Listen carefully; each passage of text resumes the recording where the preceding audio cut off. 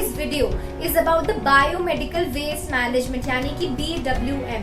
हम सबको पता है कि हॉस्पिटल्स में कितने अलग अलग कलर्स के डस्टबिन होते हैं। अलग अलग कलर्स के डस्टबिन मतलब क्यों होते हैं? हम सारा कूड़ा एक ही डस्टबिन में क्यों नहीं डाल देते? Red, yellow, blue, green, white, ये सारे अलग अलग कलर्स के डस्टबिन होते क्यों हैं? So today we will study about the waste disposal system of the hospital यानी कि about the biomedical waste management, और हम ये भी पढ़ेंगे कि अलग अलग डस्टबिन क्यों होते हैं और कौन से डस्टबिन में कौन सा कूड़ा जाएगा। ठीक है, so let's start studying about the biomedical waste management, and before that don't forget to like, comment, share and subscribe my channel The Nursetopia for more informative videos. Thank you and let's get started.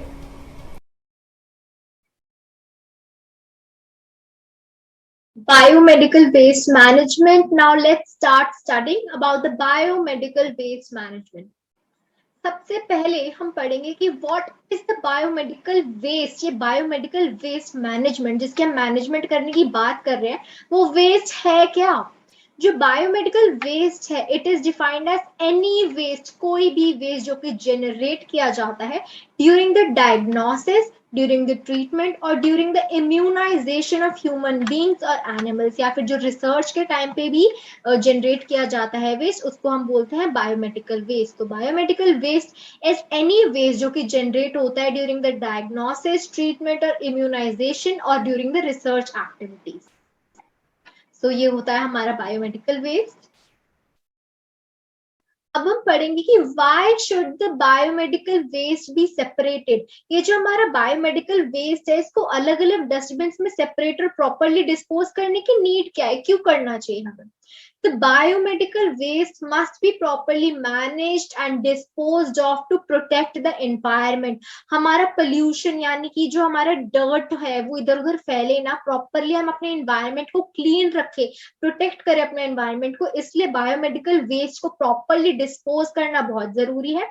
फिर जो हमारे generic public और workers होते हैं, उनकी safety के लिए भी हमें प्रॉपरली डिस्पोज ऑफ करना बहुत जरूरी है। स्पेशली जो हेल्थ केयर और सैनिटेशन वर्कर्स होते हैं, who are at risk of exposure to biomedical waste as an occupational hazard, जो कि हमारे लोग हॉस्पिटल में काम करते हैं, जो हेल्थ केयर प्रोफेशनल्स होते हैं, जो सैनिटेशन वर्कर्स होते हैं, जो प्यून्स होते हैं, जो हमारे हॉस्पिटल में काम करते हैं, उनके लिए बहुत ज्यादा जरूरी है, क्योंकि वो बहुत ज्यादा एक्सपोज होते हैं इस सब रिस्क से, इन डस्टबिन से, इस वेस्ट से बहुत ज्यादा एक्सपोज होते हैं, तो इनको इन्फेक्शन और बीमारी फैलने के चांसेस बहुत ज्यादा होते हैं। इसलिए हमें बायोमेडिकल वेस्ट को प्रॉपरली मैनेज और डिस्पोज करना चाहिए, ताकि हम प्रोटेक्ट कर सके अपने एनवायरनमेंट को, हमारी पब्लिक और वर्कर्स की हेल्थ को प्रोटेक्ट कर सके, और सबसे इंपॉर्टेंट जो हमारे हेल्थ केयर और सैनिटेशन वर्कर्स है, हाँ, जिनका सबसे ज्यादा एक्सपोजर होता है, जो सबसे ज्यादा रिस्क पे होते हैं इस बायोमेडिकल वेस्ट से, उनको हम प्रोटेक्ट कर सके। इसलिए सबसे ज्यादा जरूरी है कि हम बायोमेडिकल वेस्ट को प्रॉपरली डिस्पोज करें और प्रॉपरली मैनेज करें। अब हम बात करेंगे कि नीड क्या है बायोमेडिकल वेस्ट मैनेजमेंट की इन हॉस्पिटल की, क्यों जरूरत है, क्यों हम इसको प्रॉपरली डस्टबिन में क्यों सेपरेट करना जरूरी है। सबसे पहला है इंजरीज फ्रॉम शार्प्स। आप सबको पता है कि नीडल्स जो होती है, अगर आपने नीडल्स को ढंग से डिस्पोज ऑफ नहीं करा तो वो किसी को लग सकती है, किसी को चुभ सकती है, जिसकी वजह से इन्फेक्शन हो सकता है। अगर किसी को एड्स है, अगर वही सेम नीडल किसी और को गलती से लग गई तो दूसरे इंसान को भी एड्स हो जाएगा, फिर और भी आगे एड्स फैलेगा, इससे उस इंसान की लाइफ भी बर्बाद हो जाएगी। तो इसलिए बहुत ज्यादा इंपॉर्टेंट है प्रॉपरली डिस्पोज करना, स्पेशली शार्प्स को इंजरी से प्रोटेक्ट कर पाए ताकि हम लोगों को। सेकेंड है इन्फेक्शंस, नोजोकोमियल यानी कि hospital acquired infections. Nosocomial infections का दूसरा नाम है हॉस्पिटल एक्वायर्ड इन्फेक्शन। अगर आपने ढंग से वेस्ट को डिस्पोज नहीं करा तो आपको इन्फेक्शंस भी हो सकते हैं, जिसको हम हॉस्पिटल एक्वायर्ड इन्फेक्शन बोलते हैं, जो कि आपको हॉस्पिटल से मिलते हैं। इसका दूसरा नाम है, इसका scientific name is nosocomial infection. So to protect ourselves from the hospital acquired यानी कि nosocomial infection, there is a very important need of biomedical waste management in hospitals. Third is risk associated with hazardous chemicals. कुछ बहुत ज्यादा chemicals होते हैं hospitals में hazardous, अगर हमने उनको ढंग से डिस्पोज नहीं करा तो लोगों को इन्फेक्शन हो सकता है, लॉन्ग टर्म लॉसेस हो सकते हैं, बीमारियां हो सकती है, इसलिए बहुत इंपॉर्टेंट है प्रॉपरली डिस्पोज ऑफ करना केमिकल्स को।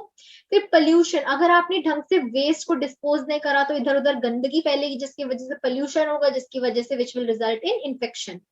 Then come some disposables being repacked and sold without even being washed. अब कुछ लोग क्या करते हैं, जो कुछ डिस्पोजेबल्स होते हैं, कुछ गंदा वेस्ट होता है, उसको क्या करते हैं, बिना वॉश करे, जो रीयूज होने वाले होते हैं, बिना वॉश करे ऐसे ही उन्हें रीसेल कर देते हैं, जिसकी वजह से इन्फेक्शन और बीमारी फैलने का रिस्क बहुत ज्यादा हाई होता है।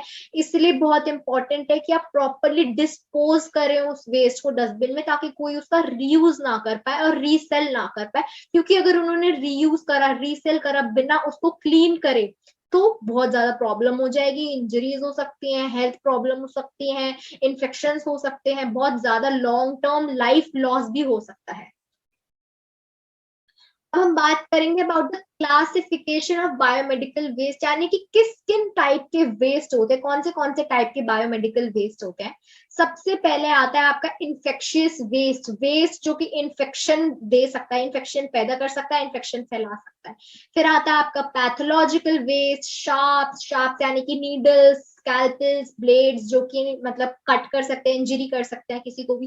फार्माक्यूटिकल वेस्ट, दवाइयों का जो वेस्ट होता है, genotoxic waste, chemical waste, wastage with high content of heavy metals, वो वेस्ट जिसमें बहुत ज्यादा हैवी मेटल्स होते हैं, प्रेशराइज्ड कंटेनर्स और रेडियो एक्टिव वेस्ट। तो ये सारी क्लासिफिकेशन है बायोमेडिकल वेस्ट की, कौन से टाइप के वेस्ट होते हैं।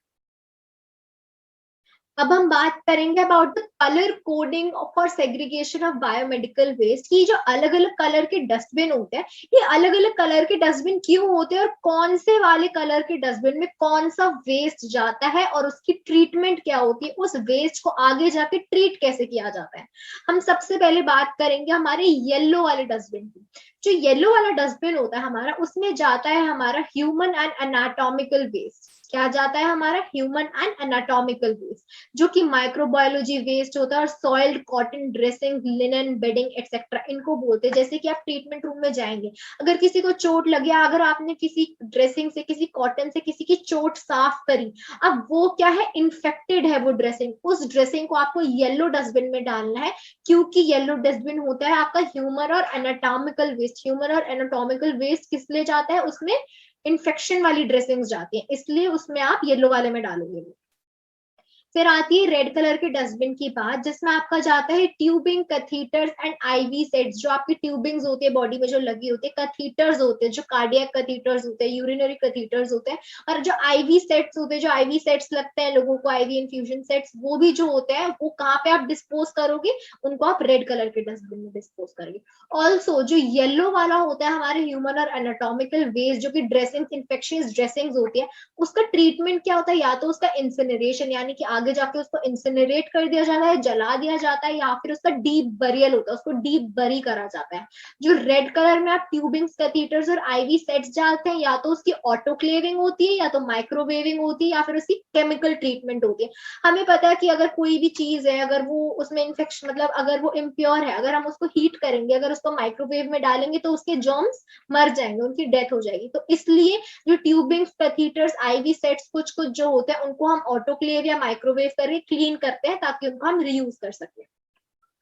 Then comes blue and white dustbin. ये जो blue and white biomedical waste dustbin होते हैं, इनका क्या यूज होता है, इनका बहुत इंपॉर्टेंट यूज होता है। इसमें जाते हैं आपके वेस्ट शार्प्स, इसमें आपके जाएंगे नीडल्स, सिरिंजेस, स्कैल्पेल्स, ब्लेड्स एक्सेट्रा। ये जो शार्प कंटेंट, शार्प वेस्ट होता है, ये सारा जाएगा आपका ब्लू या फिर व्हाइट वेस्ट डस्टबिन में। इसका ट्रीटमेंट क्या होता है, ऑटोक्लेविंग, माइक्रोवेविंग, केमिकल ट्रीटमेंट, या और नीडल्स का सबसे इंपॉर्टेंट, नीडल्स की डिस्ट्रक्शन और श्रेडिंग बहुत इंपॉर्टेंट होती है।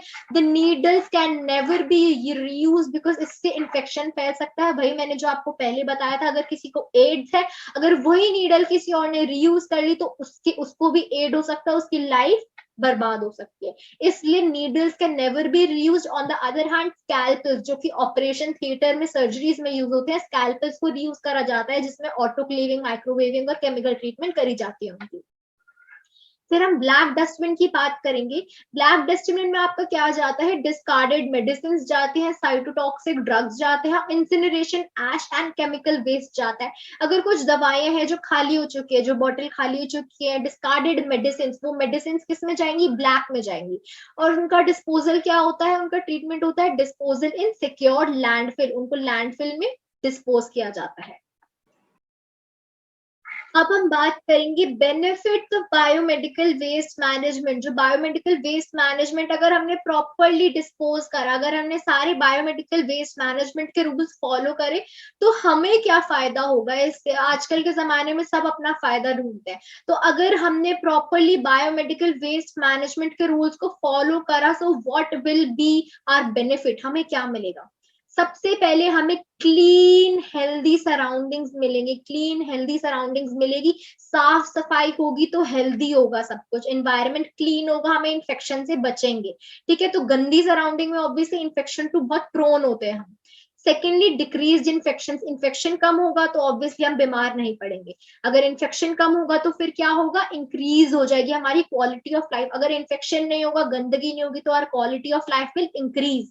फिर है reduction in cost waste management. Waste management की जो कॉस्ट होती है बहुत हाई होती है, तो अगर हम खुद ही प्रॉपरली वेस्ट डिस्पोजल करेंगे, प्रॉपरली डस्टबिन में सही जगह पे डालेंगे, तो वेस्ट मैनेजमेंट की कॉस्ट में रिडक्शन होगा, कम हो जाएगी वेस्ट मैनेजमेंट की कॉस्ट।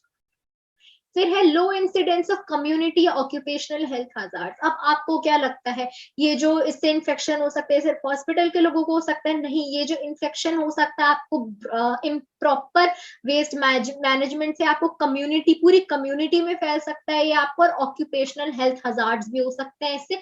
इस वजह से कम हो जाएंगे आपके, लो इंसिडेंस हो जाएगा आपके कम्युनिटी हजार्ड्स और ऑक्यूपेशनल हेल्थ हजार्ड्स, अगर आपने प्रॉपरली बायोमेडिकल वेस्ट मैनेजमेंट के रूल्स को फॉलो करा। दैट्स वाई ये सारे बेनिफिट्स हैं आपके ऑफ बायोमेडिकल वेस्ट मैनेजमेंट अगर आपने फॉलो करा।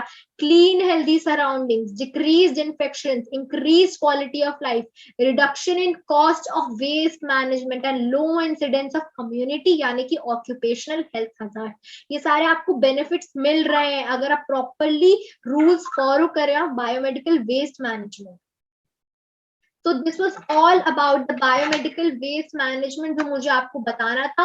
अब अगर हम रिवाइज करें हमने आज क्या क्या पढ़ा है, हमने सबसे पहले पढ़ा कि बायोमेडिकल वेस्ट होता क्या है, what is the biomedical waste. कोई भी वेस्ट जो कि जनरेट होता है ड्यूरिंग द डायग्नोसिस, ट्रीटमेंट और इम्यूनाइजेशन ऑफ ह्यूमन बींग्स और एनिमल्स, या फिर जो रिसर्च में जनरेट होता है बायोमेडिकल वेस्ट बोलते हैं हम उसको। बायोमेडिकल वेस्ट हमें क्यों सेपरेट करना चाहिए, इन्वायरमेंट, पब्लिक वर्कर्स और हेल्थ केयर सैनिटेशन वर्कर्स की हेल्थ को प्रोटेक्ट करने के लिए, अपनी हेल्थ को प्रोटेक्ट करने के लिए, कम्युनिटी की हेल्थ को प्रोटेक्ट करने के लिए, और ऑक्यूपेशनल हजार्ड से बचने के लिए हमें बायोमेडिकल वेस्ट को सेपरेट करना बहुत जरूरी है। फिर हमने नीड ऑफ बायोमेडिकल वेस्ट देखी, क्यों जरूरी है बायोमेडिकल वेस्ट हॉस्पिटल्स में होना। फिर हमने क्लासिफिकेशन देखा कि कौन से टाइप के वेस्ट होते हैं। फिर हमने कलर कोडिंग के बारे में पढ़ा, yellow, red, blue, white, black, कौन से कलर के डस्टबिन होते हैं, उसमें कौन सा कलर का वेस्ट जाता है, और उस वेस्ट की आगे जाके ट्रीटमेंट कैसे होती है, हमने इस कलर कोडिंग के बारे में पढ़ा for segregation of biomedical waste. उसके बाद भी स्टडीड अबाउट द बेनिफिट्स, क्या फायदे हैं ऑफ बायोमेडिकल वेस्ट मैनेजमेंट, हमने उनके बारे में पढ़ा। So this was all about the biomedical waste management. I hope I was clear and I hope आपको clearly समझ में आ गया. Thank you so much.